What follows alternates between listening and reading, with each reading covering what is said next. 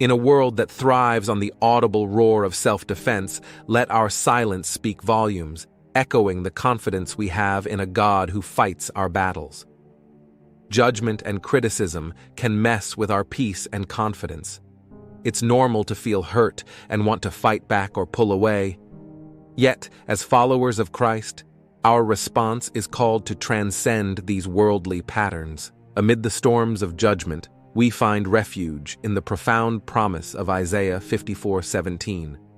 No weapon formed against you shall prosper, and every tongue which rises against you in judgment you shall condemn. This divine shield stands as a safeguard against the arrows of negativity, preserving the essence of our true selves untouched, even in the tempests of judgment. The Apostle Peter, acquainted with the sting of criticism, imparts a powerful insight. He trusted himself and everything to Him who judges fairly. Peter beckons us to entrust our defense to the ultimate judge, God Himself. So, how do we prove the critics wrong? It commences with a godly response.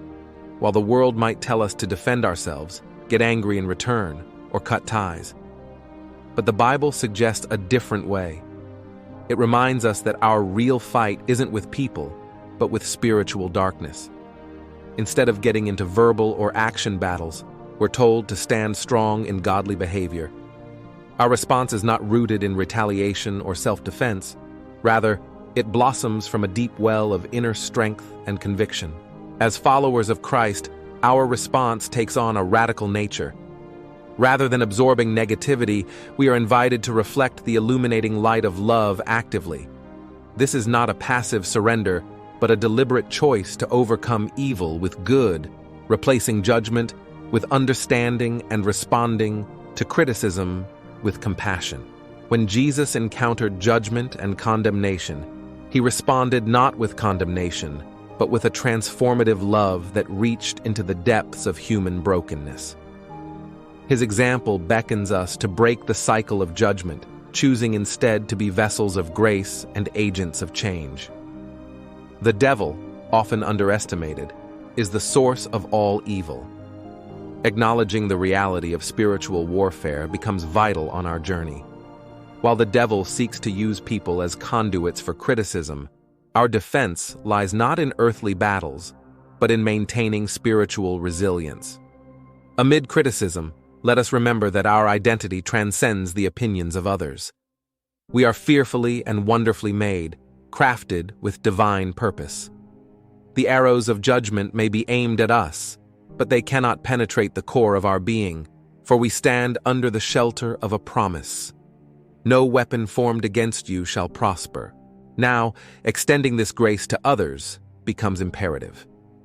Just as God protects us against every spoken word, we are reminded to be cautious not to condemn others. In a world quick to judge, let our response be a reflection of the divine promise, a quiet strength, a refusal to engage in the cycle of condemnation, and a commitment to extend the grace we've received. Dealing with criticism becomes a potent statement. It's a conscious decision to rise above the temptation to retaliate, maintaining our integrity and choosing kindness over revenge.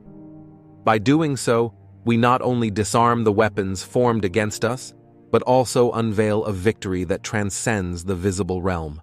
Your lives, shielded by this promise, become a testament to the enduring melody of divine protection, a melody that prevails against every accusatory note. So, let us rise above the clamor of criticism, anchored in the unwavering truth of our worth.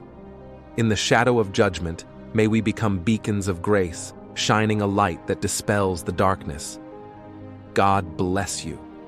By subscribing, you become a vital part of our mission to spread the word of God and uplift countless lives. Join us in making a positive impact. Hit that subscribe button now.